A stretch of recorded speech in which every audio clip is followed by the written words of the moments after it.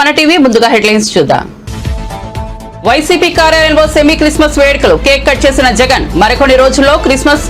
మేనతతో కలిసి semi Christmas వేడుకల్లో పాల్గొన్న జగన్. సందడిగా వైసీపీ ప్రధాన కార్యాలయం.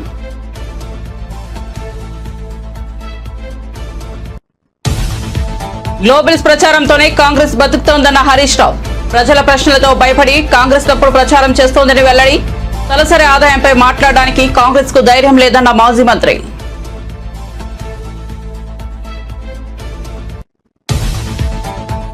మోదీ అధ్యక్షతన జరిగిన కేంద్ర కేబినెట్ సమావేశం. జమలిక ఆమోద ముద్ర వేసిన కేబినెట్. ఈ పార్లమెంట్ సమావేశాల్లోనే బిల్లు ప్రవేశపెట్టే అవకాశం.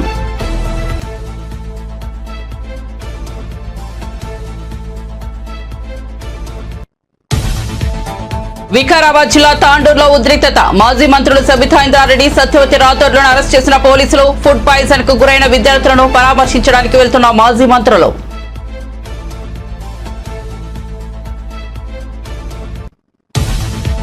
మాజీ ఎమ్మెల్యే గ్రంథి శ్రీనివాస్ రాజీనామా. ఉదయం పార్టీకి రాజీనామా చేసిన అవంతి శ్రీనివాస్ కాసేపటికే రాజీనామా చేసినట్టు ప్రకటించిన గ్రంథి శ్రీనివాస్. రాజీనామా లేఖను జగన్ కు పంపించిన మాజీ ఎమ్మెల్యే.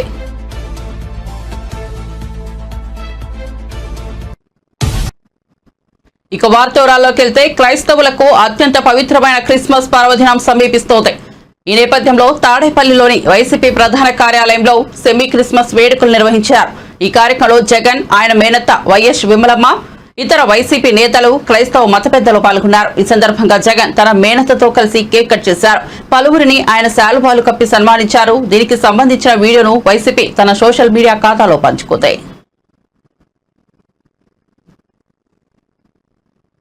మాజీ మంత్రి హరీష్ రావు కాంగ్రెస్ ప్రభుత్వంపై తీవ్ర విమర్శలు చేశారు. తమ చాతకానితనాన్ని కప్పిపుచ్చుకోవడానికి గ్లోబల్స్ ప్రచారం చేస్తున్నారు.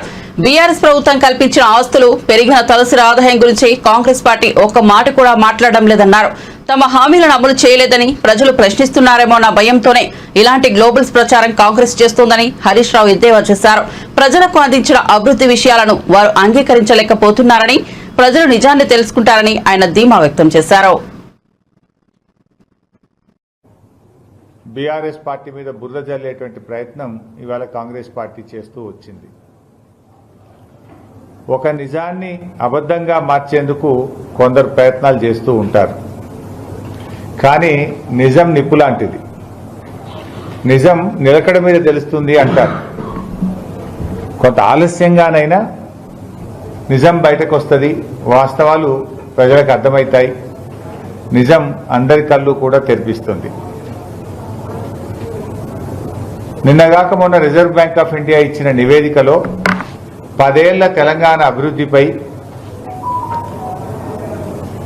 కాంగ్రెస్ మంత్రులు, ముఖ్యమంత్రి రేవంత్ రెడ్డి గారు చేస్తున్న దుష్ప్రచారం అంతా కూడా శుద్ధ తప్పు అని తేలిపోయింది. తెలంగాణ దివాలా దివాలా అంటున్నటువంటి వారికి Reserve Bank of India report చెంపపెట్టు లాంటిది. ఇది ఆర్బీఐ ఇచ్చినటువంటి report. Reserve Bank of India ఇది మేం చెప్పిందో, బీఆర్ఎస్ పార్టీ చెప్పిందో, మేము అధికారంలో ఉన్నప్పుడు చెప్పిందో కాదు. ఈ దేశం యొక్క ఆర్థిక వ్యవస్థను నడిపిస్తున్నటువంటి Reserve Bank of India report ఇది. ఆర్బీఐ రిపోర్టు ఈరోజు మీ ముందు ఉంచుతున్నాం. అంటే సంపదను సృష్టించడమే కాదు, దాన్ని రెట్టింపు చేయడం ఎలాగో బీఆర్ఎస్ పాలనలో యావత్ దేశానికి చాటి చెప్పిండ్రు ముఖ్యమంత్రి కేసీఆర్. 10 ఏళ్లలో ప్రతి రంగాన్ని కేసీఆర్ గారు అభివృద్ధి పథంలో పరుగులు పెట్టించారని ఆర్బీఐ విడుదల చేసినటువంటి హ్యాండ్ బుక్ ఆఫ్ స్టాటిస్టిక్స్ 2024 నివేదికలోని గణాంకాలు కళ్లకు కట్టినట్టుగా మనకు చెప్తా ఉన్నాయి. 10 ఏళ్ల కేసీఆర్ పాలనలో జీఎస్డీపీ ఎలా పెరిగింది, తలసరి ఆదాయం ఎలా పెరిగింది, సాగు విస్తీర్ణం ఎంత పెరిగింది, వ్యవసాయ రంగం ఎంత అభివృద్ధి జరిగింది, అటవీ విస్తీర్ణం ఎంత పెరిగింది, క్యాపిటల్ ఎక్స్పెండిచర్ ఎంత పెరిగింది, ఉపాధి అవకాశాలు ఎలా గ్రామీణ ప్రాంతాల్లో, పట్టణ ప్రాంతాల్లో ఎంత మెరుగ్గా పెరిగాయి అనేటువంటిది ఇవాళ ఆర్బీఐ గణాంకాలు కుండబద్దలు కొట్టినట్టుగా స్పష్టంగా చెప్తున్నాయి. అంటే తెలంగాణ రికార్డు సృష్టించినటువంటి అభివృద్ధిని ఆర్బీఐ నివేదిక ఈ దేశానికి, ముఖ్యంగా మన రాష్ట్ర ప్రజలందరికీ కూడా తెలియజెప్పడం జరిగింది. కేసీఆర్ ఘనతకు తెలంగాణ 10 ఏళ్ల అభివృద్ధికి ఇంతకు మించిన సాక్ష్యం, ఇంతకు మించిన తార్కాణం ఇంకేముంటుంది అని నేను అంటా ఉన్నా. తెలంగాణ దివాలా రాష్ట్రం కాదు, దివ్యంగా వెలుగుతున్న రాష్ట్రం అని తేలింది. అధికారంలోకి రాగానే కాంగ్రెస్ పార్టీ ఏదో అప్పుల కుప్ప అని రాష్ట్రం యొక్క పరువును దిగజార్చే ప్రయత్నం చేసిండ్రు. పాము కాటేస్తోడు పాము కాటికే బలైంది అన్నట్టు తాము తీసుకున్న గోతిలో కాంగ్రెస్ పార్టీ తామే పడ్డది. ఇప్పుడు కుటుంబ యజమాని దివాలా అని మాట్లాడితే ఆ కుటుంబానికి సమాజంలో పరపతి ఉండదు. రాష్ట్ర పెద్దగా ఉన్న ముఖ్యమంత్రి అసెంబ్లీలోనే జమిలి ఎన్నికలకు కేంద్ర కేబినెట్ ఆమోదం తెలిపింది. ప్రధాని మోదీ అధ్యక్షతన జరిగిన సమావేశంలో జమిలికి ఆమోద ముద్ర వేసింది. ఈ పార్లమెంట్ సమావేశాల్లోనే దీనికి సంబంధించిన బిల్లును ప్రవేశపెట్టే అవకాశాలు ఉన్నాయి. దేశంలో వేరువేరుగా ఎన్నికలు జరుగుతుండడం దేశ ప్రగతికి ఆటంకంగా పరిగణిస్తోందని ఎన్డీఏ ప్రభుత్వం తొలి నుంచి వాదిస్తున్న సంగతి తెలిసిందే. జమిలి ఎన్నికలకు సంబంధించి మాజీ రాష్ట్రపతి రామ్నాథ్ కోవింద్ నేతృత్వంలో అత్యున్నత స్థాయి కమిటీని కేంద్ర ప్రభుత్వం ఏర్పాటు చేసింది. ఈ కమిటీ 18,626 పేజీల నివేదికను రాష్ట్రపతి ద్రౌపది ముర్ముకు అందజేసింది. తొలి దశలో లోక్సభ, అసెంబ్లీ ఎన్నికలను ఒకేసారి నిర్వహించాలని, ఆ తరువాత 100 రోజుల్లో రెండో దశలో స్థానిక సంస్థల ఎన్నికలను నిర్వహించాలని కోవింద్ కమిటీ సిఫారసు చేసింది.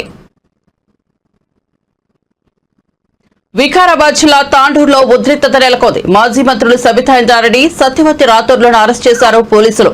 ఎస్టీ హాస్టల్లో ఫుడ్ పాయిజన్ కు గురైన విద్యార్థులను పరామర్శించడానికి వెళ్తున్న సబితా, సత్యవతి రాథోడ్లను పోలీసులు అడ్డుకున్నారు. అనంతరం పోలీసులు మాజీ మంత్రులను అదుపులోకి తీసుకున్నారు. మాజీ మంత్రులు సత్యవతి రాథోడ్, సబితా ఇంద్రారెడ్డిలను అరెస్ట్ చేసి హైదరాబాద్ కు తరలిస్తున్నారు. తాండూరు గిరిజన సంక్షేమ పాఠశాల ఫుడ్ పాయిజన్ ఘటన తెలిసిందే. అయితే విద్యార్థులను పరామర్శించేందుకు బీఆర్ఎస్ నాయకులు బయలుదేరి వెళ్లారు. బీఆర్ఎస్ నేతలు వస్తున్నారనే వార్తతో పోలీసులు అలర్ట్ అయ్యారు. తాండూరు వసతి గృహం వద్ద భారీగా పోలీసులు మోహరించారు. వసతి గృహం లోపలికి బీఆర్ఎస్ నాయకులను అనుమతించలేదు. దీంతో గేటు ముందు బీఆర్ఎస్ నాయకులు బైఠాయించి నిరసన తెలిపారు. మాజీ మంత్రులు మాట్లాడుతూ విద్యార్థులను వసతి గృహంలోనే ఉంచి చికిత్స అందించడంపై పలు అనుమానాలు వ్యక్తం చేశారు. ఒక్కరిద్దరు విద్యార్థులకు మాత్రమే అస్వస్థతకు గురయ్యారని అధికారులు చెప్పడంపై ఆగ్రహం వ్యక్తం చేశారు. చెన్నారెడ్డి గారి విగ్రహం దగ్గర రోడ్ పైన కూర్చొని మాట్లాడుతున్నాం. మీకు సంతోషం, ఎందుకంటే ఈరోజు సాయిపూర్లో హాస్టల్లో పిల్లలకు విషాహారం తిని వాళ్ళకు ఫుడ్ పాయిజనింగ్ అయిపోయి సిక్ అయిపోయిందని 2 days బ్యాక్ పేపర్లో చూసాం. సరే 2 days తర్వాత సెట్ అయ్యిందిలే అని అనుకున్నాను. కానీ ఈరోజు మార్నింగ్ పేపర్లో ఫోటో చూసాను. తల్లిదండ్రులకు కూడా నో ఎంట్రీ. అంటే వాళ్ళ పిల్లలను చూసుకోవడానికి, వాళ్ళ పిల్లలు సిక్ అయిందని తెలిసినప్పుడు తల్లిదండ్రులను చూసుకోవడానికి కూడా పర్మిషన్ ఇవ్వలేదన్నప్పుడు ప్రధాన ప్రతిపక్షంగా మాకు బాధ్యత ఉంటుందా ఉండదా? మీరు తల్లిదండ్రులను అలో చేయనప్పుడు కనీసం మేమైనా కనీసం వెళ్ళి చూసి వాళ్ళకు భరోసా కల్పించి ఏం జరిగిందని కనుక్కోవాల్సిన అవసరం ఉంది. కానీ ఆశ్చర్యం ఏంటంటే ఈరోజు మేము ఇక్కడ వికారాబాద్కి ఎంటర్ కాగానే, నాకు తెలియదు చన్గోముల దగ్గరనే మమ్మల్ని ఆపాలనుకున్నారని నాకు కూడా తెలియదు. కానీ ఈ రోడ్ ఎంబడి ట్రాఫిక్ తక్కువ ఉంటుంది అని చెప్పి నేను ఈ రోడ్ ఎంబడి సిద్ధులూరు రోడ్ ఎంబడి వస్తే ఇక్కడ మమ్మల్ని ఆపేశారు. అసలు ఎందుకు ఆపారు అనేది ఎస్పీ గారిని, కలెక్టర్ గారిని అడుగుతా ఉన్నాను. అంటే ప్రతిపక్షంలో ఉన్న వాళ్ళకి ఒక రూలు, అధికార పక్షంలో ఉన్న వాళ్ళకి ఒక రూలా? ఈరోజు మమ్మల్ని అలో చేయండి కలెక్టర్ గారు, మేము పోయి పిల్లలను చూసి వస్తామంటే ప్రోటోకాల్ వర్తించదు మేడం అంటున్నారు. ప్రోటోకాల్ అంటే నేను ఎమ్మెల్యేని, ఎక్స్ మినిస్టర్ని, తను ఎమ్మెల్సీ గారు, ఎక్స్ మినిస్టర్ గారు, అంటే ఏం ప్రోటోకాల్ కావాలి? ఒక గిరిజన బిడ్డగా తను వచ్చింది, గిరిజన హాస్టల్ తల్లిగా చూడడానికి వచ్చింది. అదేవిధంగా తను ఆ శాఖను నిర్వహించింది కాబట్టి అక్కడ ఉన్న పరిస్థితులు తెలుసు కాబట్టి చూడడానికి వచ్చినప్పుడు ఏం ప్రోటోకాల్ కావాలి కలెక్టర్ గారికి? అంటే ఎమ్మెల్యే గారి తమ్మునికి ఏం ప్రోటోకాల్ ఉంటుంది, మాకేం ప్రోటోకాల్ లేదు. నిన్నగాక మొన్న ఎమ్మెల్యే గారు తమ్ముడు పోయి చూసి వస్తాడు, ఆయన ప్రోటోకాల్ ఉంటుంది, కానీ మాకు ప్రోటోకాల్ ఉండదు. కొన్ని అలా ఉండాలన్నప్పుడు మరి మా వాళ్ళు కూడా అక్కడ లోకల్లో తాండూరులో ఉన్న వాళ్ళు, తాండూరులో పుట్టిన వాళ్ళే రావాలంటే నేను తాండూరులో పుట్టిందండి. ప్రోటోకాల్ ప్రకారం రాజకీయంగా ప్రోటోకాల్ వర్తించదేమో నాకు, కానీ మరి నేను తాండూరులో పుట్టిందాన్ని. మరి అట్లా అక్కడ పుట్టిన వాళ్ళకే ఇస్తామంటే అక్కడ పుట్టిన వాళ్ళకి అట్లన్నా వస్తాం. మరి ఎమ్మెల్యే గారు తమ్ముడు అయితే విజిట్ చేయొచ్చంట, మేము విజిట్ చేయొద్దట. అధికార పార్టీకి సంబంధించిన కార్పొరేషన్ చైర్మన్లు విజిట్ చేయొచ్చట, మేము విజిట్ చేయొద్దంట. ఇదే న్యాయం? ఎందుకు ఉలిక్కి పడుతుంది ప్రభుత్వం? మేము పోయి చూస్తే మీ బండారం బయటపడుతుందనా? హాస్టల్లో ఉన్న పరిస్థితులు బయటపడతాయనా? గత సంవత్సరం నుండి రాష్ట్రంలో ఎంతో మంది హాస్టల్ పిల్లలందరూ కూడా సిక్ అయిపోయి హాస్పిటల్ చుట్టూ, నిన్నగాక మొన్న జగిత్యాలలో చూసాం, అక్కడ హాస్టల్లో ఫుడ్ పాయిజనింగ్ అయి పిల్లలు హాస్టల్లో బారిన పడ్డారు. దాదాపుగా 48 మంది పిల్లలు ఈరోజు ఫుడ్ పాయిజనింగ్ అయి ఈ గురుకుల హాస్టల్స్లలో చనిపోయినట్టే సిగ్గుతో తలంచుకోవాలి ప్రభుత్వం.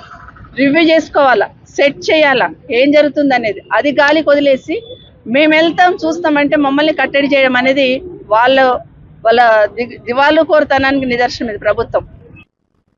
అధికారాన్ని కోల్పోయిన వైసీపీకి భారీ షాకులు తగులుతున్నాయి. ఆ పార్టీకి మాజీ మంత్రి అవంతి శ్రీనివాస్ రాజీనామా చేసిన సంగతి తెలిసిందే.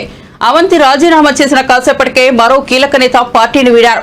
భీమవరం మాజీ ఎమ్మెల్యే గ్రంథి శ్రీనివాస్ వైసీపీ ప్రాథమిక సభ్యత్వంతో పాటు పార్టీ పదవులకు రాజీనామా చేశారు. రాజీనామా లేఖలు పార్టీ అధినేత జగన్ కు పంపించారు. కీలక నేతలు వరుసగా పార్టీని వీడుతుండటంతో వైసీపీని శ్రేణులు ఆందోళనకు గురవుతున్నాయి. జనసేన అధినేత పవన్ కళ్యాణ్ ఓడించిన ఘనత గ్రంథి శ్రీనివాస్ కు ఉంది. 2019 ఎన్నికల్లో భీమవరం నుంచి పోటీ చేసిన పవన్ పై ఆయన విజయం సాధించారు. తద్వారా పార్టీలో జైంట్ కిల్లర్ గా గుర్తింపు పొందారు. గత ఎన్నికల్లో జనసేన అభ్యర్థి పులపర్తి రామాంజనేయుల చేతిలో ఓటమి పాలయ్యారు. ఆ తర్వాత నుంచి పార్టీ కార్యక్రమాలకు దూరంగా ఉంటూ అంటి ముట్టినట్టు వ్యవహరిస్తున్నారు. గ్రంథి శ్రీనివాస్ ఏ పార్టీలో చేరుతారనే విషయంపై ఇంకా క్లారిటీ రాలేదు. మన మిథున్ రెడ్డి గారు వీళ్ళందరూ కూడా ఏ రకంగా నన్ను ప్రోత్సహించారు, ఏ రకంగా ఇచ్చేశారనేది మీడియా మిత్రులకి, జిల్లా ప్రజలకి, రాష్ట్ర ప్రజలందరికీ కూడా తెలుసు. భీమవరం నియోజకవర్గ ప్రజలందరికీ కూడా బాగా తెలుసు. ఇవన్నీ కూడా పెద్దగా మనల్ని బాధించేది కాదు. ఎందుకంటే ఎప్పుడు కూడా దేవుణ్ణి నమ్ముకున్నాం, టైంని నమ్ముకున్నాం. సరే ఏది వచ్చినా రాకపోయినా మన అదృష్టం లేదనుకుని సరిపెట్టుకుంటే ప్రజాదరణ కలిగిన నాయకుడు పవన్ కళ్యాణ్ గారు భీమవరంలో సడన్ గా, అది కూడా ముందు నుంచి కాకుండా సడన్ గా ఆయన 23వ తారీఖు అనుకుంటే ఎన్నికలకు ముందు 11వ తారీఖు ఏప్రిల్ 11 అయితే మార్చి 23వ తారీఖు అనుకుంటా ఆయన ప్రకటించడం జరిగింది. అయినా కూడా పవన్ కళ్యాణ్ అంటే నాయకుడు, ప్రజాదరణ ఉన్న వ్యక్తి పోటీ చేసినప్పటికీ కూడా పోరాటం ఆపలా, భయపడలా, వెనక్కి తిరిగి చూడలా. పార్టీ నుంచి ఎటువంటి సహాయ సహకారాలు ఉన్నా లేకపోయినప్పటికీ కూడా. కానీ కొంతమంది జిల్లా నాయకులు అలాగే రాష్ట్రానికి ఏదినట్టే తీసుకోవడం జరిగింది. మీ అందరికీ కూడా ఈ రాజీనామా లేఖను చూపించడం జరిగింది. దీన్ని జగన్మోహన్ రెడ్డి గారికి పంపించి నా రాజీనామాని ఆమోదించవలసిందిగా కోరుతూ ఆయనకి ఈ లేఖను పంపించడం జరుగుతుంది. ముఖ్యంగా నా వ్యక్తిగత కారణాలతోటి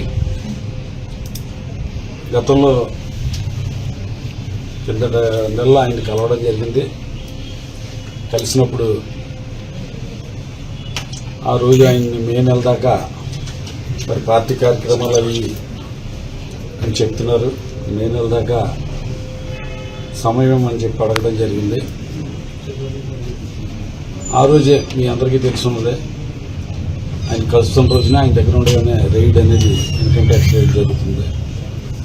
ఆ టైంలో కూడా ఏదైనా చిన్న వాటి ధైర్యవచనాలు ఏమన్నా వస్తాయేమో అనుకున్నాను. అటువంటిది ఏం లేకుండా పోరాటం చేయాలి, యుద్ధం చేయాలి,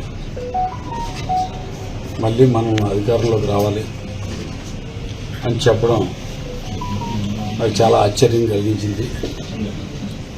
పార్టీ నాయకులు, కార్యకర్తలు ఎటువంటి ఇబ్బందుల్లో ఉన్నారు ఏంటనేది ఆ క్షణంలో ఆయన నాయకులు, కార్యకర్తల పట్ల ఒక సానుకూలమైన.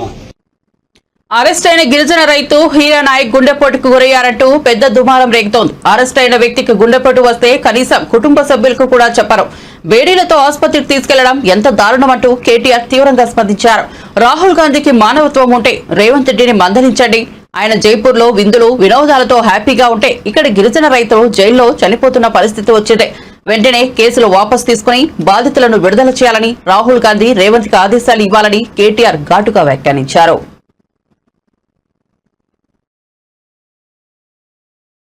చేయాలనుకొని ఆయా గ్రామాల్లోకి పోతే ఆ గ్రామాల్లో ఉండే పేద, చిన్న, సన్నకారు రైతులు ముఖ్యంగా లేదు ఇదో చిన్న సంఘటన అంటూ ఆయన దాన్ని చాలా హుందాగా జరిగిన సంఘటనని రైతుల మనోభావాలు అర్థం చేసుకుని కలెక్టర్ గారు దాడి జరగనే లేదు అన్న మాట మాట్లాడినారు.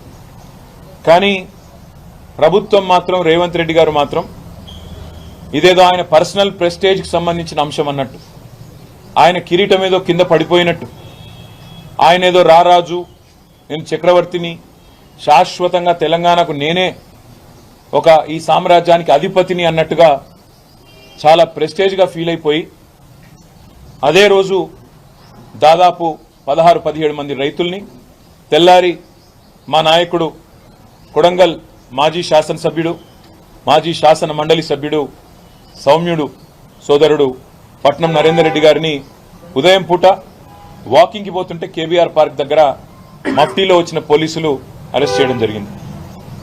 12 నవంబర్ నాడు ఆ రోజు ఈ రైతులందరినీ పోలీస్ కస్టడీలోనే చిత్రహింసలకు గురి చేయడం జరిగింది. 3rd డిగ్రీ టార్చర్ కూడా చేయడం జరిగింది. ఇది నేను చెప్పడం కాదు, వాళ్ళు స్వయంగా ఆ రోజు మేము సంగారెడ్డి జైల్లో కలిస్తే సమస్యనే లేదు, 70 లక్షలు విలువ చేసే భూమిని నువ్వేదో 10 లక్షల మొహాన కొట్టి తీసుకుంటానంటే ఎందుకు ఇస్తాము, ఇయ్యము, అయినా మాకున్నదే ఈ భూమి ఎందుకు ఇయ్యాలి అని చెప్పి తిరగబడ్డారు. సంగారెడ్డి ఆసుపత్రికి తీసుకుపోయినారు. తీసుకొని పోయి మళ్ళీ సాయంత్రం 4 గంటలకు మళ్ళీ జైలుకు తిరిగి వచ్చినారు. కానీ ఎక్కడ కూడా ఈ వార్త బయటికి రానియకుండా ప్రభుత్వానికి తెలుసు, కానీ ప్రభుత్వం కూడా బయటికి రానియకుండా కనీసం ఒక వ్యక్తికి గుండె నొప్పి వస్తే జైలు అధికారులు అంటే ప్రభుత్వ కస్టడీలో వెంటనే ఆ కుటుంబ సభ్యులకు తెలియజెప్పాలన్నా వద్దా? కనీసం చెప్పలేదు. ఆయనకేమన్నా అయితే బాధ్యత ఎవరిదని నేను అడుగుతా ఉన్నా. కుటుంబ సభ్యులకు చెప్పకుండా, అమానవీయంగా ఆసుపత్రికి తరలించకుండా, కేవలం పరీక్షల నిమిత్తం మాత్రమే పంపించి తిరిగి రప్పించి మళ్ళీ జైల్లో పెట్టినారు. ఇవాళ ఉదయం మళ్ళీ గుండెపోటు వచ్చింది హీరియా నాయక్. ఇప్పుడు ఈరోజు ఉదయం 11 గంటలకు, నిన్న ఒకసారి అయింది, నేను ఎవరికి సమాచారం ఇయ్యలే, ఇవాళ పొద్దున గుండెపోటు వస్తే 11 గంటలకు మళ్ళా సంగారెడ్డి హాస్పిటల్కి తరలించిండ్రు. ఇప్పుడు పరిస్థితి బాగలేకపోతే ఇప్పుడు గాంధీ హాస్పిటల్కో నిమ్స్ చూసుకోండి. ఇవాళ నేను అడుగుతా ఉన్నా, 30 రోజులు కస్టడీలో ఉంటే, ఆరోగ్యపరమైన సమస్యలుంటే, ఇంత కుసంస్కారంగా, ఇంత అమానవీయంగా వాళ్ళు మనుషులనే ఇంగిత జ్ఞానం లేకుండా ఈ ప్రభుత్వం ఏదైతే వ్యవహారం చేస్తున్నదో దీని వెనుక ఉన్నది రేవంత్ రెడ్డి భూదాహం, రేవంత్ రెడ్డికి ఉన్న ఈగో దెబ్బతినడమే తప్ప ఇంకోటి కానే కాదు. ఆయన భూదాహం ఇవాళ గిరిజన రైతుల ప్రాణాల మీదకి తీసుకొచ్చింది. రాజమండ్రి ఎయిర్పోర్ట్ నుంచి న్యూఢిల్లీకి నేరుగా విమాన సర్వీస్ ప్రారంభమైంది. న్యూఢిల్లీ నుంచి రాజమండ్రి మధురపూడి విమానాశ్రయానికి చేరుకుంది మొదటి ఇండిగో డైరెక్ట్ ఫ్లైట్. తొలి రాజమండ్రి వచ్చారు కేంద్ర పౌర విమానయాన శాఖ మంత్రి కింజరాపు రామ్మోహన్ నాయుడు, రాజమండ్రి ఎంపీ దగ్గుబాటి పురంధేశ్వరి, కాకినాడ ఎంపీ ఉదయ్ శ్రీనివాస్. ఇక రన్వేపై ల్యాండ్ అయిన ఇండిగో ఎయిర్ బస్ కు వాటర్ కెనాల్ తో ఎయిర్పోర్ట్ సిబ్బంది స్వాగతం పలికారు. ఈ సందర్భంగా జరిగిన సభలో కేంద్ర పౌర విమానయాన శాఖ మంత్రి కింజరాపు రామ్మోహన్ నాయుడు మాట్లాడుతూ విమాన ప్రయాణం విషయంలో డబ్బు కంటే సమయం గురించి ప్రజలు ఆలోచిస్తున్నారని అన్నారు. రానున్న 5 ఏళ్లలో దేశంలో 50 కొత్త విమానాలు రాబోతున్నాయని వెల్లడించారు. నరేంద్ర మోదీ ప్రధానమంత్రి అయ్యే నాటికి దేశంలో విమానాశ్రయాలు 74, కానీ ఇప్పుడు దేశంలో విమానాశ్రయాల సంఖ్య 158కి పెరిగిందని తెలిపారు.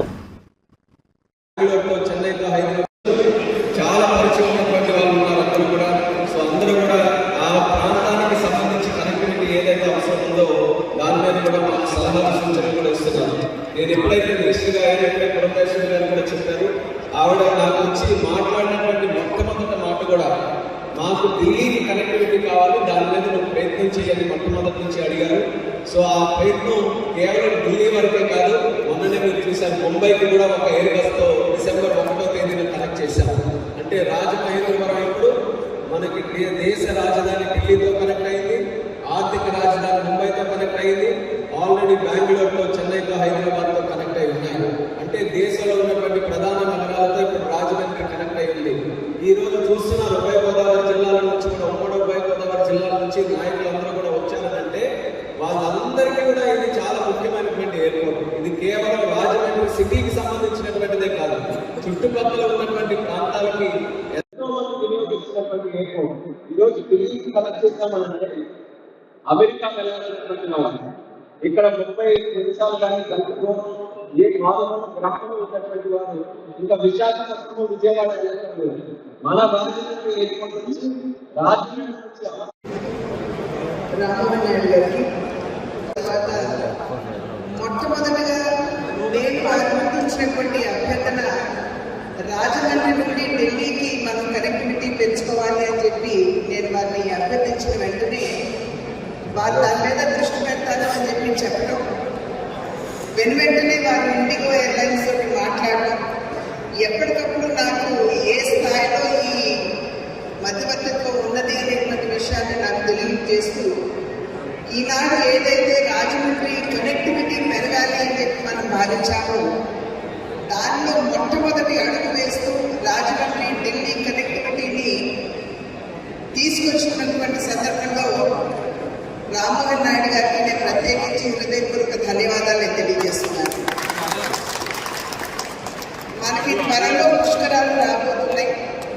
అటువంటి సందర్భంలో యావత్ భారతదేశంతో రాజమండ్రి యొక్క కనెక్టివిటీని పెంచుకోవాల్సినటువంటి ఆవశ్యకత, అవసరం కూడా ఉన్నది అని చెప్పి వారికి తెలియజేయడం కూడా జరిగింది. దానిలో భాగంగానే రాజమండ్రి నుండి తిరుపతికి, రాజమండ్రి నుండి బనారస్కి, వారణాసికి, రాజమండ్రి నుండి షిరిడీకి ఖచ్చితంగా మీరు దృష్టి పెట్టాలి అని చెప్పి ఇందాక ఫ్లైట్లోనూ మాట్లాడటం జరిగింది. ఇక్కడికి వచ్చిన తర్వాత ఉన్నటువంటి ప్రజాప్రతినిధులందరూ కూడా వారికి చేసినటువంటి విన్నపం కనుక ఖచ్చితంగా వారు దీన్ని దృష్టిలో పెట్టుకుంటారు అని చెప్పి నేను భావిస్తాను.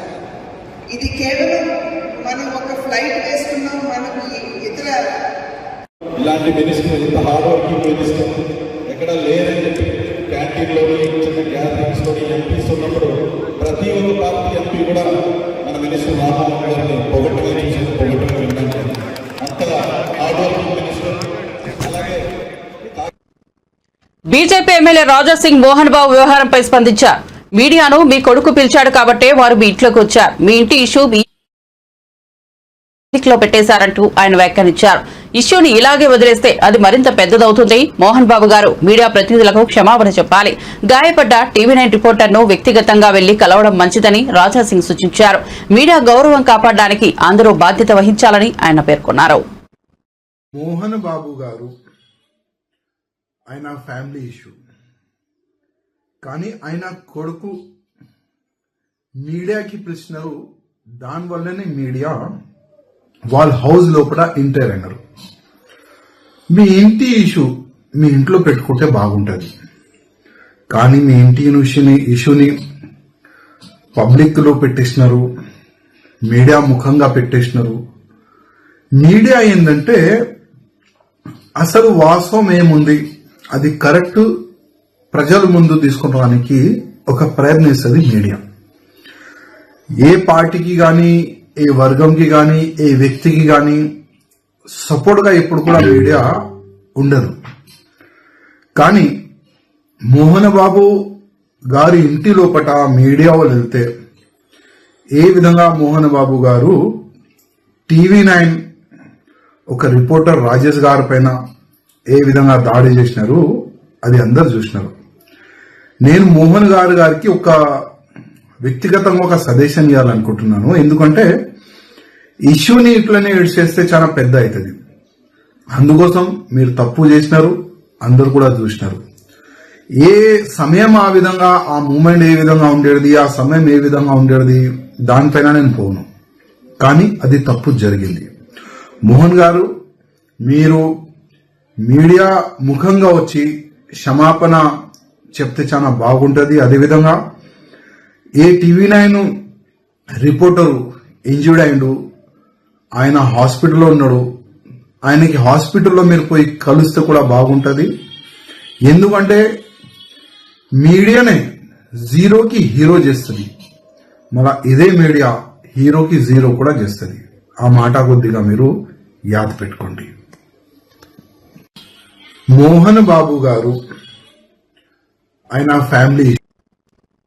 తెలంగాణ ఫుడ్ కార్పొరేషన్ పనితీరుపై మంత్రి సీతక్క ఆగ్రహం వ్యక్తం చేశారు. తెలంగాణ సచివాలయంలోని తన కార్యాలయంలో టీజీ ఫుడ్స్ పై మంత్రి Seethakka, foods corporation chairman MA Faheem, మహిళా శిశు సంక్షేమ శాఖ కార్యదర్శి అనితా రామచంద్రన్, డైరెక్టర్ కాంతి వెస్లీ, టీజీ ఫుడ్స్ అధికారులు సమావేశానికి హాజరయ్యారు. అంగన్వాడీ చిన్నారులకు సరఫరా చేస్తున్న సరుకుల్లో నాణ్యత లేదంటూ వస్తున్న ఫిర్యాదులపై సీతక్క ఆగ్రహం వ్యక్తం చేశారు.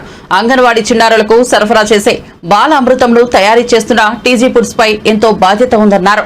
బాల అమృతం ముడి సరుకుల్లో నాణ్యత లోపాన్ని సహించేది లేదన్నారు. నాసిరకం సరుకులు సప్లై చేసే కాంట్రాక్టర్లు సహకరించే అధికారులపై కఠిన చర్యలు తీసుకుంటామన్నారు.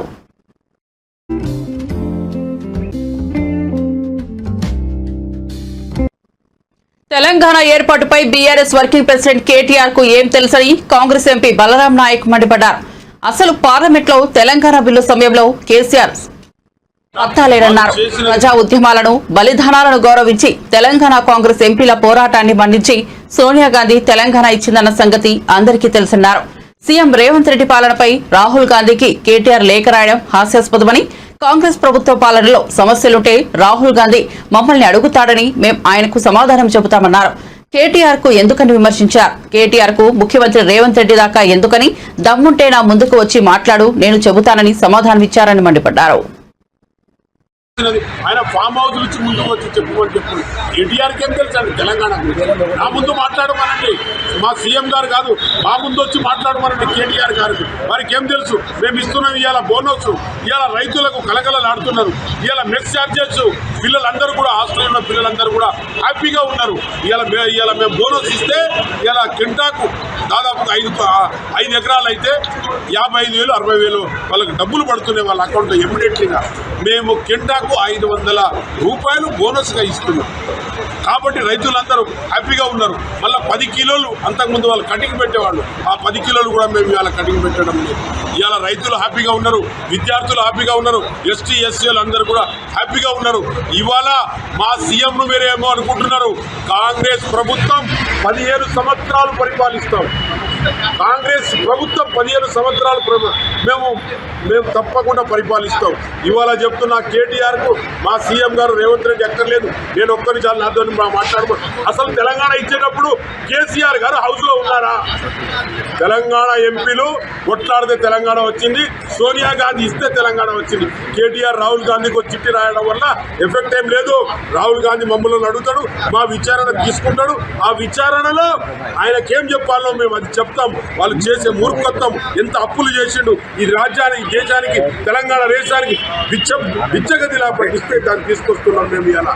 వారి కేటీఆర్ కు ఖబర్దార్ కేటీఆర్, నువ్వు ఇంకోసారి మా విషయం నీకు ఎప్పుడైనా మేము అడిగినామా? వాళ్ళు చేసినది ఆయన ఫామ్ హౌస్ నుంచి ముందుకు వచ్చి చెప్పుకొని చెప్పు. కేటీఆర్కి ఏం తెలుసు అండి తెలంగాణ నా ముందు మాట్లాడమనండి. మా సీఎం గారు కాదు, మా ముందు వచ్చి మాట్లాడమనండి. బులెటిన్ ముగించే ముందు హెడ్లైన్స్ మరోసారి చూద్దాం. వైసీపీ కార్యాలయంలో సెమీ క్రిస్మస్ వేడుకలు, కేక్ కట్ చేసిన జగన్. మరికొన్ని రోజుల్లో క్రిస్మస్, మేనత్తతో కలిసి సెమీ క్రిస్మస్ వేడుకల్లో పాల్గొన్న జగన్. సందడిగా వైసీపీ ప్రధాన కార్యాలయం.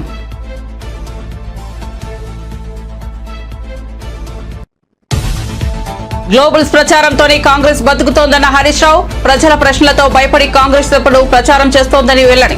తలసరి ఆదాయంపై మాట్లాడడానికి కాంగ్రెస్ కు ధైర్యం లేదన్న మాజీ మంత్రి.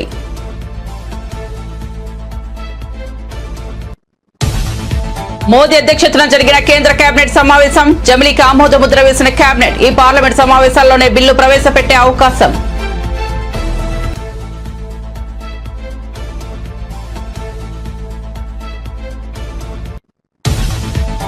వికారాబాద్ జిల్లా తాండూరులో ఉద్రిక్తత. మాజీ మంత్రులు సవితా ఇంద్రారెడ్డి, సత్యవతి రాథోడ్లను అరెస్ట్ చేసిన పోలీసులు. ఫుడ్ పాయిజన్ కు గురైన విద్యార్థులను పరామర్శించడానికి వెళ్తున్న మాజీ మంత్రులు.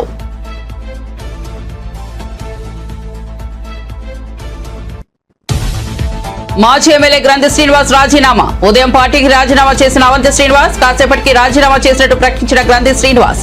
రాజీనామా లేఖను జగన్ కు పంపించిన మాజీ ఎమ్మెల్యే.